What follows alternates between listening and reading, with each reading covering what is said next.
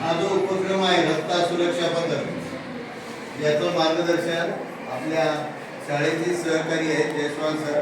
ते यांच्याकडे तालुक्याचं पद आहे, तालुका पदाधिकारी आहे. यांना रस्त्यावर तुम्ही चालताना, रस्त्यावर रहदारी करताना कोणकोणत्या गोष्टी पाळाव्या लागतात याबद्दल तुम्हाला मार्गदर्शन करणार आहे. मी त्यांना अशी विनंती करतो की त्यांनी आपल्यास मार्गदर्शन करावं. जयस्वाल सर. हां, तर विद्यार्थी मित्रांनो, आपण आज शाळेमध्ये आलेलो आहोत.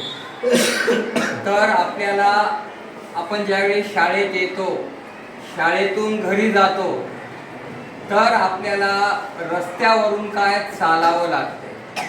आपण तसं येतो का? नाही, रस्त्याने येतो. तर रस्त्याने येते वेळेस आपल्याला काही नियम पाळावे लागतात. आपण रस्त्यानं कधी पळायचं नाही, पुढं बघून चालायचं. कोणाला रस्त्यानं चालतेवेळेस बोलायचं नाही, कारण आपण बोलू लागलो तर आपलं लक्ष त्या बोलण्याकडे राहतंय आणि मग एखादं वाहन येते आणि आपली टक्कर वगैरे होऊ शकते. म्हणून आपण रस्त्यानं चालते वेळेस आपण काय काळजी घ्यायची की पुढं पाहायचं आणि व्यवस्थित रस्त्याच्या डाव्या बाजूनं चालायचं. कारण जर आपण रस्त्यानं पळू लागलो किंवा बोलू लागलो तर आपलं लक्ष राहत नाही आणि लक्ष न राहिल्यामुळं मग आपला काय होऊ शकतो? अपघात घडू शकतो. मग हे टाळण्यासाठी आपल्याला काय करावं लागेल की रस्त्याने चालते वेळेस रस्त्याच्या कधी पण डाव्या बाजूनं चाललं पाहिजे. कारण उजव्या बाजूनं काय राहते? वाहन येत असतात. म्हणून आपण काय करायचं? डाव्या बाजूनं चालायचा नियमच आहे, रस्त्याच्या डाव्या बाजूनं चाललं पाहिजे.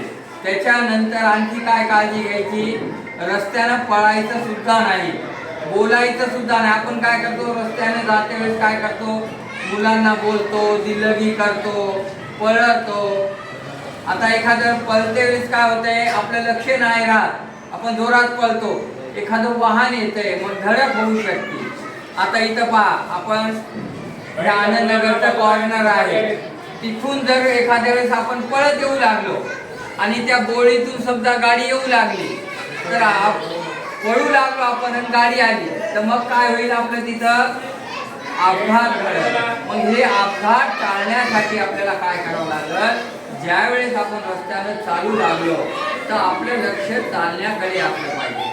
आपण बिलकुल पळायचं नाही. आणि आपण काळजी घ्यायची की कधी पण रस्ता ओलांडताना आपलं लक्ष सगळं त्या रस्त्याकडे असलं पाहिजे.